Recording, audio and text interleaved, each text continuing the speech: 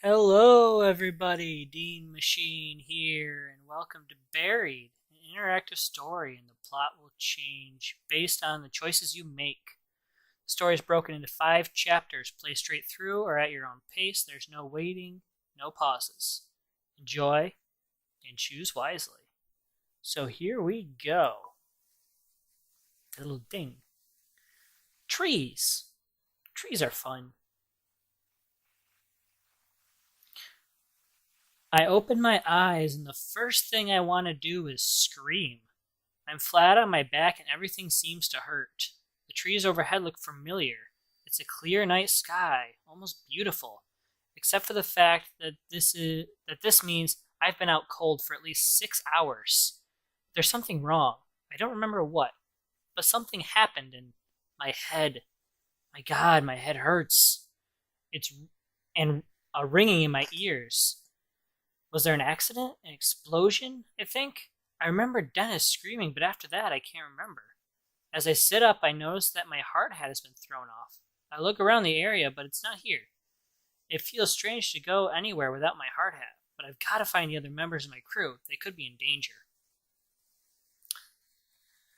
Part of me wants to be a jerk and just go for the hat.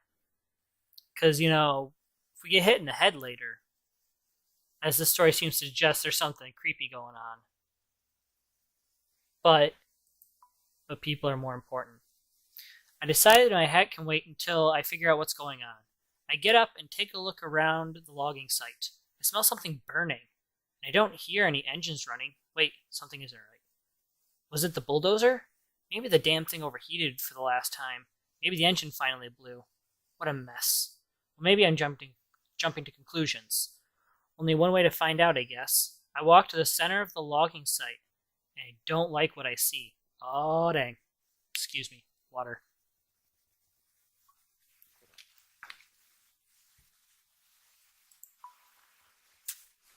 A nice little ding. I love it.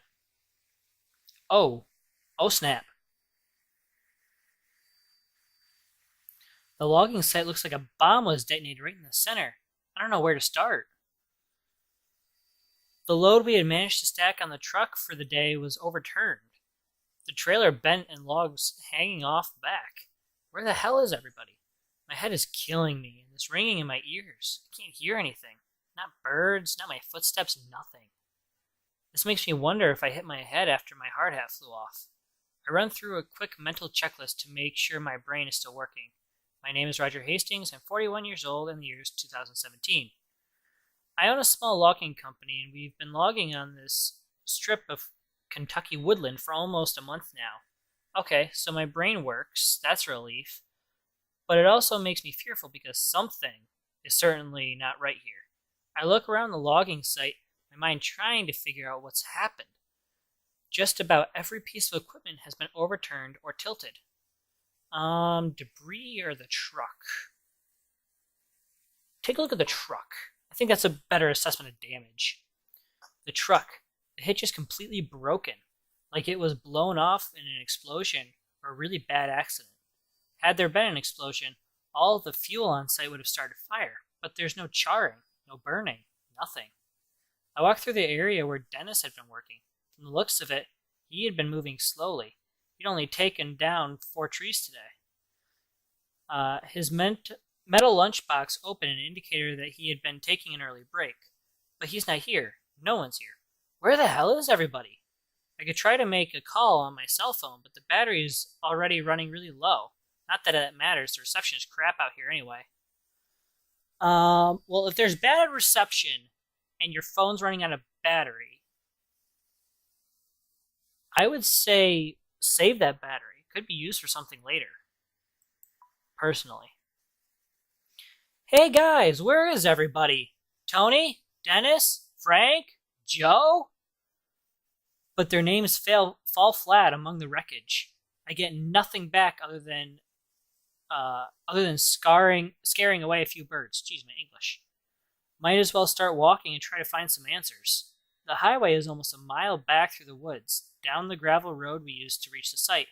Maybe the crew ran that way for help. But why would they have left me? Were they scared? Out of sorts? Maybe I can catch up to them. But with my truck turned over on its side, it looks like I'm walking. My God, I can't even remember what I was doing before waking up on my back. Wait, what's that underneath the bulldozer? Oh my God, it's a leg. It has to be either Tony or Dennis. The dozer looks unstable, like it might roll some more. Might not be safe to get close, but at the same time, I can't just leave him there. That's a hard one. I'm gonna say go in for a look. Hey, I yell. Are you okay? Are you alive? I skip over the stray logs and wrecked equipment to get closer. Seeing the dozer teeter makes me think maybe I should have grabbed my hat. But I can see a bit more of the leg. The jeans are soaked in blood. I recognize the work boots. It's clearly Tony. His leg bent at an impossible angle, clearly crushed flat. The closer I get, the more apparent it comes that Tony didn't survive. Ooh. I'm gonna leave the body there for fear of crushing myself. There's nothing I can do for him now. I start to back away slowly. In my shock, I stumble back, suddenly tripping over one of the stray logs. I bang my head hard on one of the logs as I fall. Instantly, I can feel a massive lump forming on the back of my head. Damn! Why didn't I grab my hard hat? But what hurts is the realization that Tony is dead. Looking at him, I feel something rising up in my throat. I don't know if it's a scream or a vomit. But I have to push it away. If I lose my cool now, there are too many questions that will go unanswered. Shit. I can't believe this. Tony. He had 2 boys. He coached his oldest son's baseball team. He was the hardest worker and was one of the best worker I had and was one of the most honest and reliable men I knew. This isn't right. I can't stay here. I have to find Dennis, Frank, and Joe. I have to find out what happened here. Well, that's real cheery. Very, very cheerful. What's going on here? Logs. Oop.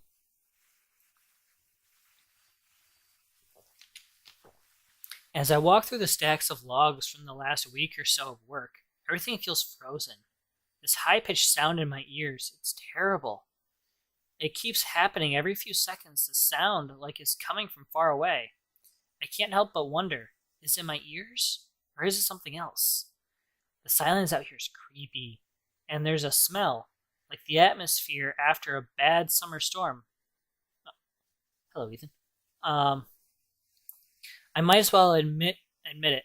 I'm a little scared. Everyone's missing, and it's dead quiet out here. There doesn't even seem to be a breeze to rustle the leaves and branches. My right knee hurts like hell. My head was hurting so bad before that I never even noticed the pain in my knee. I must have heard it during the whatever. Accident? Or, wait, is that Dennis?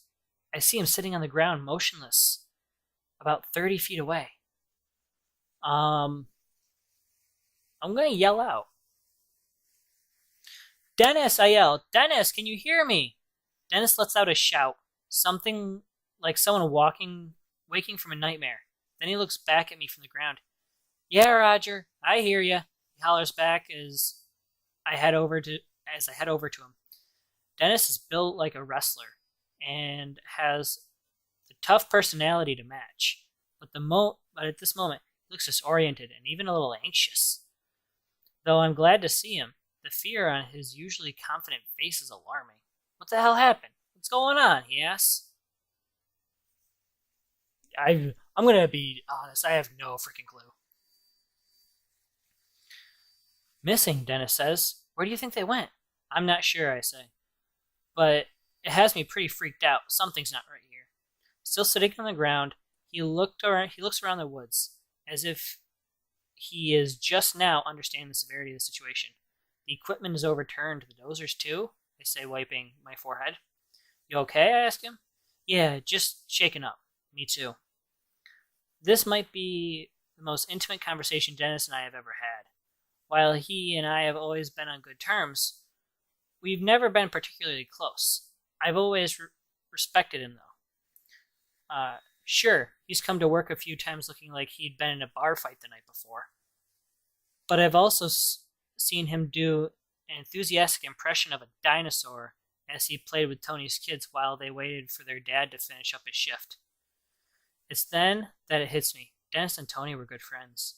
I'm not sure that I want to rattle him with the news of Tony's death right now. Not before we know what's going on. But he has a right to know. Ooh.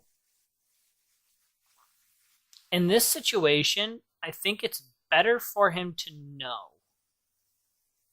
I think it's better for him to know. Oh, that changed things. Dennis's eyes fixate on me, startled. He was crushed under the dozer, I say. Dennis paused for a moment, like he's trying to understand what I said. His eyes narrow and his bottom lip quivers. Shit, he says. I can tell that he is fighting back tears. He and Tony had been tight, almost like brothers. Hey, he adds quickly, as if trying to escape the reality of Tony's death. Did you see that light? No, I say. What did you see? I don't even know, Roger, he says. It was like this flare of white light. It came right out of the ground like an explosion. So there was an explosion, I say. Maybe it was some equipment, or... This was no equipment, Dennis interrupted, agitated. This huge ball of light came right out of the damn ground. Okay, then. I mean, he told me what it looked like, a giant goddamn ball of light. So we're going to say, where did it go? It just shot up into the sky until it was out of sight. When? I'm not sure, he answers. But I had finished about 10 trees for the day. I was about to top one. That's when it happened. You're almost done with 10 trees? Yeah, he says, looking at the ground. You know, I wouldn't want to take a lunch break until I was done. And that's when the light blew up. Yeah, why is that sentence so confusing? And that's when the light blew up. Why? You don't believe me? I don't know. 10 trees before lunch, it's a lot of work.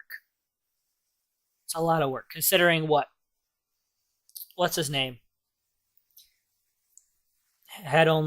Tony had only 4 and had already taken his lunch break. But seeing how he is now, I'm going to say I believe him. You believe Dennis' story.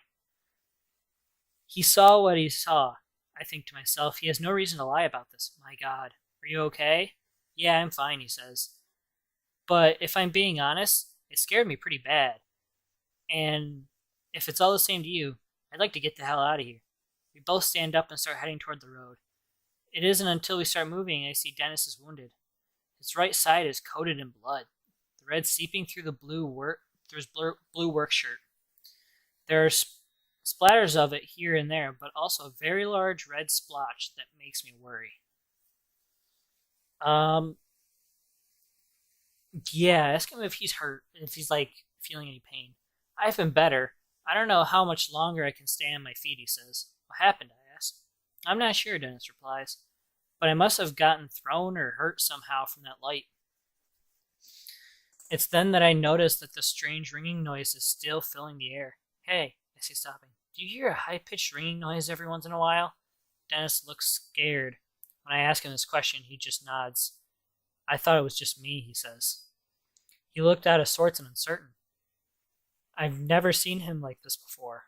It's obvious that he's looking for some reassurance, even though I'm his boss. There's something very unnerving about this. Well, let's see.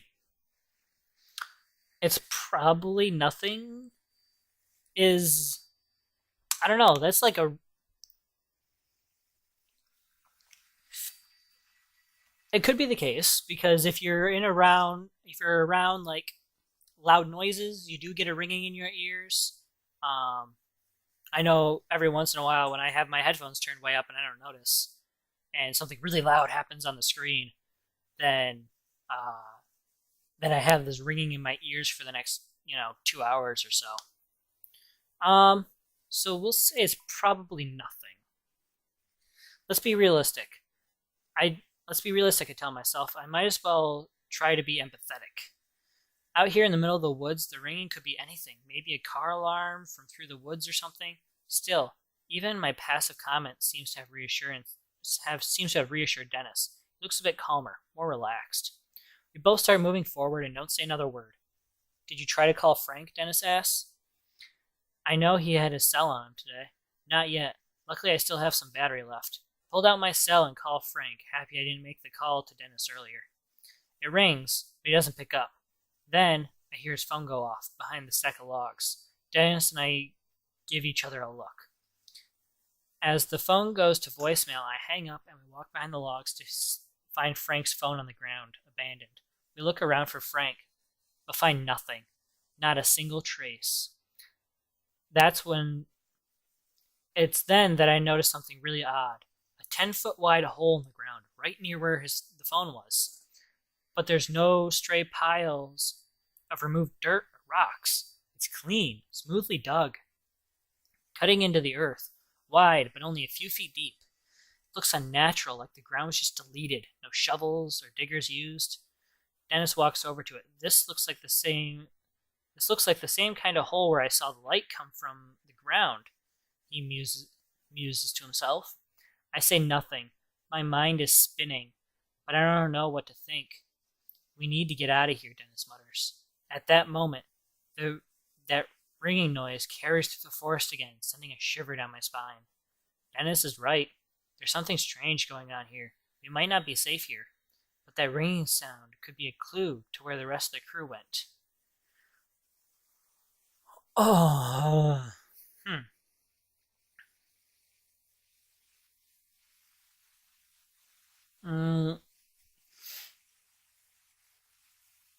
I'm going to go for survival.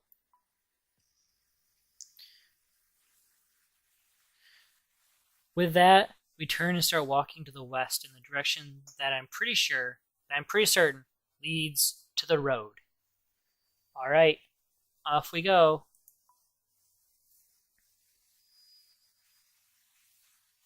Ew, that's a creepy picture. It's sort of embarrassing. I've been a logger for nearly 15 years, but I'm finding it easy to get lost in these woods. The trees are so thick in places that the moonlight doesn't even reach the ground. It's easy to get turned around. My only hope is that I can find the overgrown dirt road that will lead us back to the highway. Are you sure we're headed the right way? Dennis asks. Pretty sure, I say. I turn to him and see that he's clearly in pain. It's at that moment that we come upon another one of those smooth holes. And this one's even stranger because a nearby tree also has a chunk cut out of it. The arc goes smoothly through the ground and then up through the trunk, like a cartoon wrecking ball, blasting through the both of them. What the hell are these things? Dennis whispers to himself.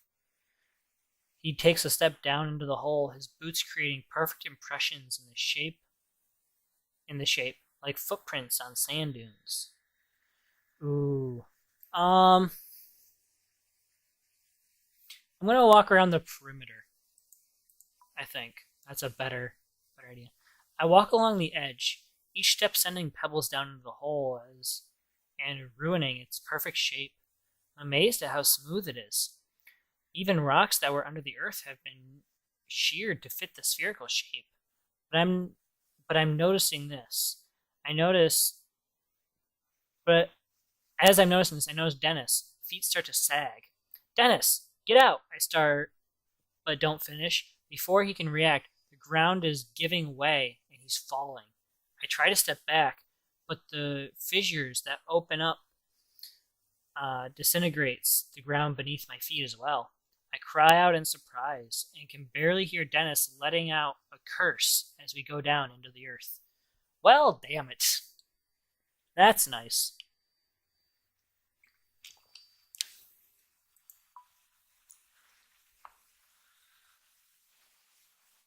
Cave.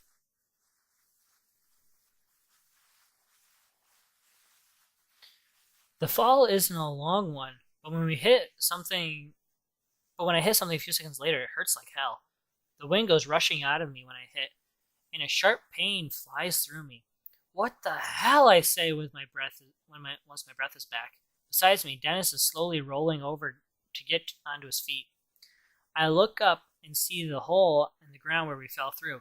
It looks to be about 10 feet over our heads.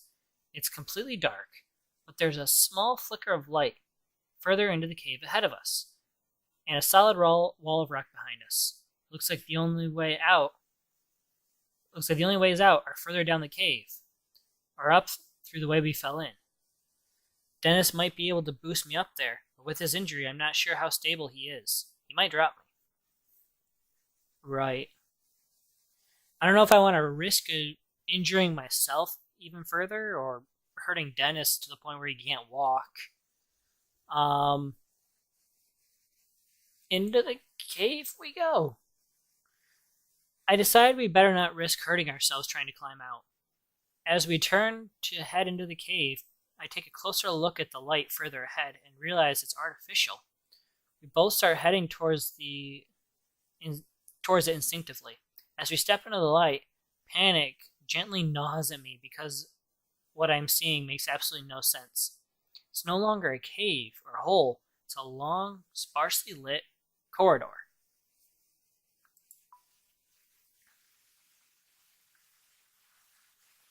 Ooh.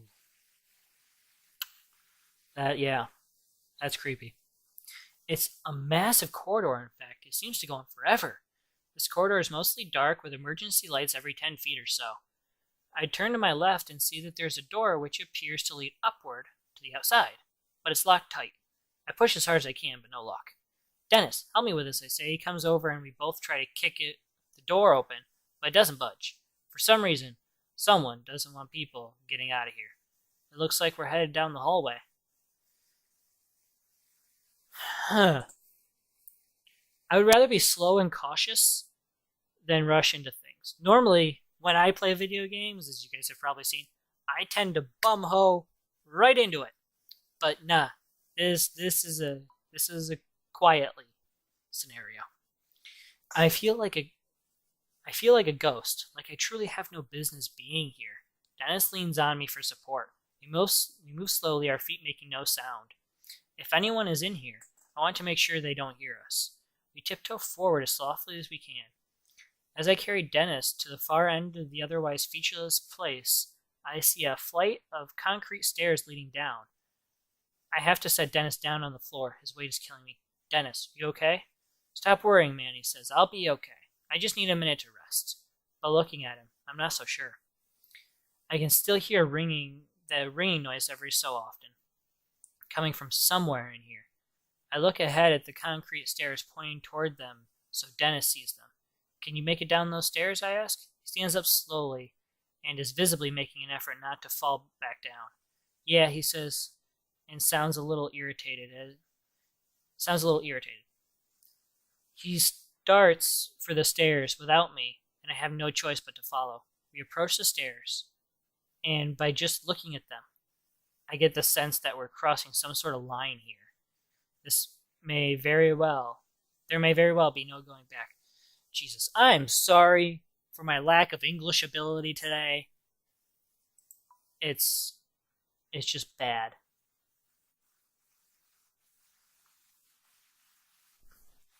Jeez, okay. As I head down the stairs, I notice that they look aged. That damn ringing noise is somewhere below, louder than ever. I feel like I'm walking down into the cellar of a haunted house, the light becoming scarce as the stairs take a slight turn. I can feel the temperature drop.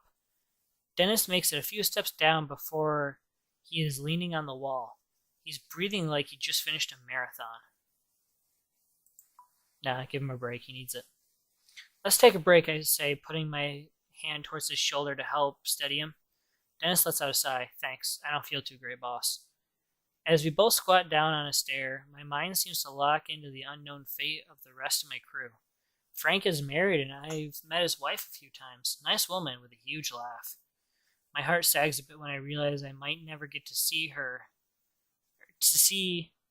never get to hear him belting out classic rock tunes during lunch break. Joe, well, I don't know too much about him. He's 22 years old and is considering community college. His folks are deadbeats, so he has been providing for himself since the age of 16 or so.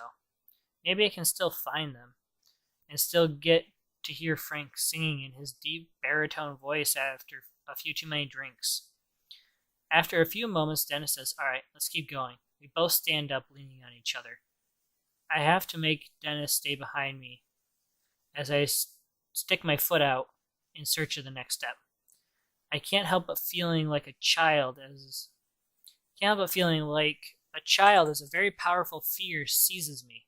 I'm expecting a monster to reach out of the darkness, slicing into my throat. After what feels like forever, we come down to the bottom of the stairs. We're closer to that ringing noise now. The door sits securely on the wall and looks just out of place down here as I feel. A sliver of light seeps through, illuminating the area. The door has what looks like a panel with lots of labels and lights. Small embossed print above the panel says Level 01 Entrance Gate, Transport Sector, and there's a button with no label. In horror scenarios like this, buttons are always bad.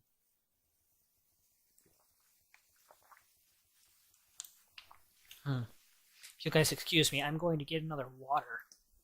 We're back. Let's inspect the panel, I think. That's the best call here. The panel looks like a diagnostic or alert system of some kind, each label meant to communicate some status. Lockdown engaged, experiment in progress, shutdown engaged. Those all appear to be off, but the one of the phrases has a slowly blinking red light next to it. The only powered light in the whole thing. Abnormal entity breach. What the hell? I slowly push the door open when Dennis suddenly steps in front of me, taking the lead. "Let's go," he says. "I want to find out what the hell this place is." As Dennis walks through, that ringing or beeping or whatever it is getting a little louder. The door closes behind us with a click. I can't help but notice the wobble in Dennis's steps as he lets out a grunt. "You sure you're healthy enough to keep going?" I ask. "It doesn't matter. I don't want to be in the woods right now." He seems scared. Something I've never seen before. Angry, yes. Upset, yes. But Dennis is never scared. I'm going to ask him what he saw. He obviously saw something that spooked him. "I don't know what it was, boss. It's like someone had left the radio on and crackling, but we don't have any radios in sight. It was like something in the forest was moving." I give him a doubtful look as he casts his eye to the ground, frustrated. "I know how it sounds," he says, "but I know what I felt. It was like walking into a funeral parlor, feeling death and gloom everywhere. I've been so preoccupied with my own fear, I nearly forgot about the ringing noise. It has become just background noise." We take a few more steps, and I can now see where we are. It makes no sense, yet another thing that simply seems out of place. The shapes and muted colors of metal are easy to identify, but it just doesn't belong here. End of chapter 1.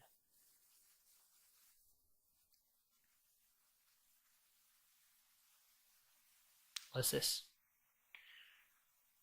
Oh, you and 36% of players left Tony's body where you found it. Secrets.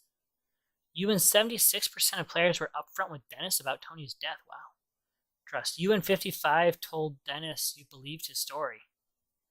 You and 25% of players ran from the ringing sound. Really? It's that little? I am shocked, actually. The more you know. Alright. Well, I think that is going to do it for this episode. We've been going for about half an hour now.